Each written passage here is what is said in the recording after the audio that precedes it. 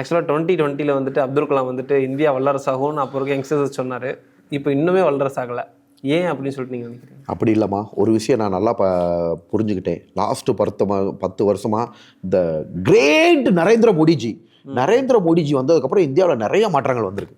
உண்மையிலே எனக்கு ரொம்ப பிடிக்கணும். வைங்களே, பிரைம் மினிஸ்டர் நரேந்திர மோடிஜி அதாவது ஒரு எனர்ஜெட்டிக்கான பர்சன்ஸ். நிறைய கண்ட்ரிக்கு போயிருக்காரு, நிறைய கண்ட்ரியை நம்மளுக்கு ஃப்ரெண்ட்ஸாக வச்சுருக்காரு, மற்ற நாடுகளை நம்ம பக்கம் கவனத்தை ஈர்த்திருக்காரு. எனக்கு தெரிஞ்சு நல்லா தான் டெவலப் ஆயிருக்கு. நிறைய பில்லு பாஸ் ஆகாமல் இருந்ததெல்லாம் பாஸ் பண்ண வச்சிருக்காரு. ஒரு சில மைனஸும் சிலர் சொல்கிறாங்க, மக்கள் கருத்து. இப்போ ஜிஎஸ்டின்னு ஒரு சிலர் சொல்கிறாங்க. இப்போ எங்கள் ஃபிசியோதெரப்பி துறைக்கெல்லாம் அவர் தான் ஒரு விடிவு காலம், பிரைம் மினிஸ்டர் நரேந்திர மோடிஜி. ஆமாம், எம்பிபிஎஸ் படித்து முடித்தவங்களுக்கு கவுன்சில் இருக்குது கண்ணு.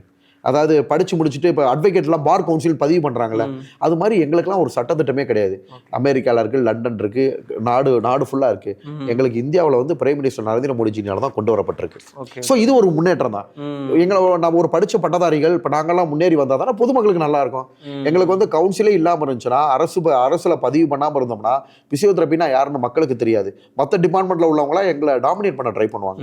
இப்போ எங்களுக்குன்னு சட்டம் வந்துருச்சு. பிசியோதெரபிஸ்டா, சுகாதாரத்துறை வல்லுநர், ஃபர்ஸ்ட் ஹேண்ட் ப்ராக்டிஷனர், இவங்களா கிளினிக் வச்சு ப்ராக்டிஸ் பண்ணிக்கலாம்.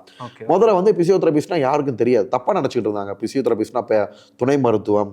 ஆக்சுவலாக ஒரு பழைய படிப்பாக இருந்துச்சு. டிப்ளமாவாக இருக்கிறப்ப துணை மருத்துவம்னு இருந்ததை இப்போ வந்து அதுலேருந்து ரிமூவ் ஆகி எல்லாமே பல் மருத்துவமே 2 வருஷத்துல இருந்து வந்துதான். எம்பிபிஎஸ்மே ஒரு காலத்துல வந்து சின்ன சின்ன படிப்பா வந்தது, அவ்வளவு பெரிய படிப்பா வந்துச்சு. பட் அதுல இருந்து மாற்றம் அடையல. ஸோ அது பிரைம் மினிஸ்டர் வந்ததுக்கப்புறம் மாற்றம் அடைஞ்சிருக்கு.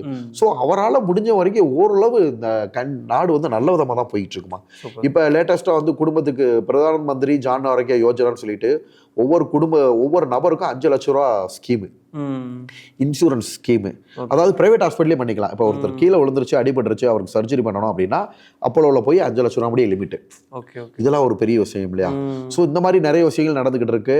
அது ட்ரை பண்ணிக்கிட்டு இருக்காங்க சென்ட்ரல் கவர்மெண்ட்ல. அது போகமா பிரைம் மினிஸ்டர் நரேந்திர மோடிஜி வந்து பார்த்தீங்கன்னா இந்த மாதிரி இன்சூரன்ஸு நிறைய வந்து பார்த்தீங்கன்னா 330 ரூபாய்க்கு இன்சூரன்ஸு, அதுக்கப்புறம் 2 ரூபாய்க்கு இன்சூரன்ஸு, இதெல்லாம் வந்து மக்கள் தானே பயன்படுத்திக்கணும். அதை கரெக்டாக கவர்மெண்ட்டில் போட்டு இது பண்ணி அந்த மாதிரி சில திட்டங்களை கொண்டு வந்திருக்காரு.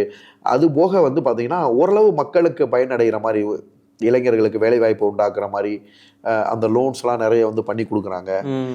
அப்போ ஓரளவு வந்து பார்த்தீங்கன்னா அவங்களால முடிஞ்ச வரைக்கும் ஓரளவு இந்தியா எனக்கு தெரிஞ்ச லாஸ்ட்டு ஒரு 10 வருஷம் ஓரளவு நல்லா இருக்க மாதிரி தான் தெரியுதுமா, வல்லரசாக இருக்கிற மாதிரி தான் தெரியுது. சூப்பர்.